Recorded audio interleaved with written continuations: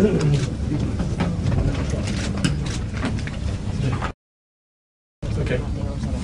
So to sum up your feelings after that, you must be very proud of your players for the effort they put in tonight.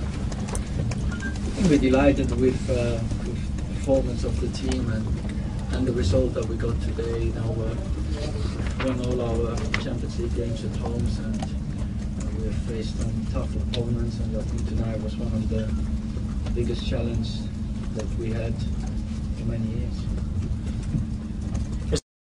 Have you ever managed a team that's come under so much pressure for so long in a game like that? No, that only happens when you play against Barcelona. I mean, you know, I watched them against AC Milan, I watched them against Real Madrid, which are two of the top European clubs, and they did exactly the same. They have a unique style of playing, and with the quality players they have, that's what they do to you, and it wasn't different tonight. So I only think they are the only team that can do something like that. No, football Barcelona. Roberto, sorry, is the key to it for your defenders not to panic? It's easy when you don't have possession of the ball for such a long time that you might panic. I think the balance has to be good within the team, because it's not just the defenders that are defending, you know, it's the whole team. So, you know, you need to be able to close down the spaces as much as possible and limit the threats as much as possible. But ultimately, you know, with the quality of some of the individual players, they will create some problems. And I think it wasn't just our defenders, I think it was a collective defensive great performance. After obviously seeing the game where Barcelona has created 24 chances and Chelsea has only created one shot on target, which has been a goal, do you think that Barcelona didn't deserve to lose today? I think that when you score a goal and you win a game, I think you deserve to win. Certainly they have had more possession and a few more attempts on targets, but they always have that. So you need to be clinical to take your chances when you play against Barca.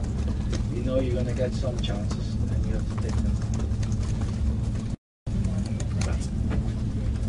Guardiola just said this result makes you favourites. Would you agree with that, and can you play the same way when you against a much bigger pitch? No, I don't think it makes us favourites. I think it's 50-50 for both teams to go through to the final. You know what to expect when you play Nou Camp. It's going to be very, very difficult, and we still have to believe that we might be able to score a goal there as well. So it's going to be a tough game. It's a tough game for any opposition that goes to Barcelona. We have to get our best again. Robbie, at what point did you decide to play Drogba? Was it always in your plan, or was it one you agonised? When I decided about the tactical setup and also I thought I had to be fair, looking back on the game on Sunday with the way we wanted to play it, and for today's game it was the right man to play.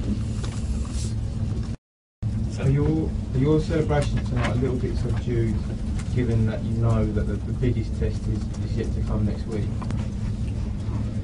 Funny, yesterday was the biggest test next week. The semi-final in the Africa was the biggest test then, and we just seem to be having tests all the time.